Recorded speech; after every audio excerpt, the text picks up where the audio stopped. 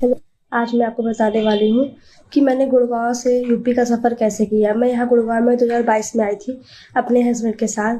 तो यहाँ मैं ऐसे ही बैठी थी, उस टाइम मैं कुछ करती नहीं थी ऐसे। तो एक भैया ने बगल में थे, वो भैया ने पूछा, दीदी आप करती क्या हो?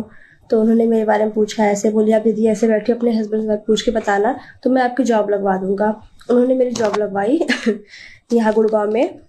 उनका कोई डिफरेंस में था, उन्होंने मेरी जॉब लगवा दी।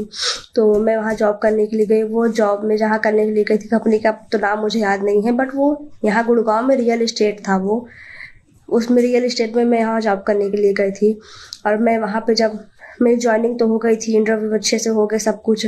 सैलरी भी 20,000 थी सैलरी।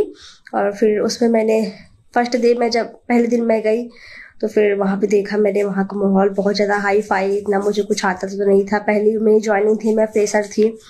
और आने जाने में प्रॉब्लम थी। मेरे हस्बैंड जब मुझे पहले दिन छोड़ने के लिए गए थे, अपने दोस्त की बाइक मांग के लेके गए थे। तो फिर आने जाने में भी बहुत प्रॉब्लम हो रही थी।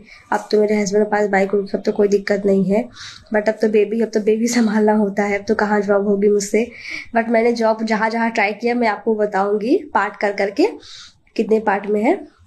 तो वहाँ पे बहुत हाई फाई लगा, वहाँ के गर्ल्स बॉयज एकदम हाई फाई में सब रहते थे।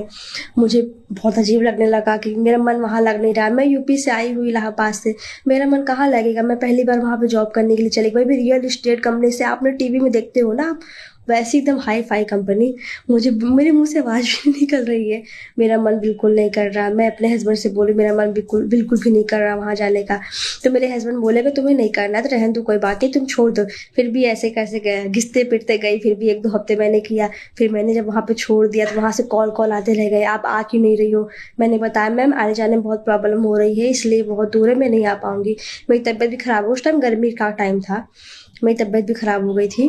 तो फिर मैंने वहाँ जॉब छोड़ दी। फिर मैंने दूसरी जगह जॉब किया, तो वो मैंने अब पार्ट 2 में आपको बताऊंगी। बट यहाँ गुड़गांव का सफ़र बहुत हार्ड होता है।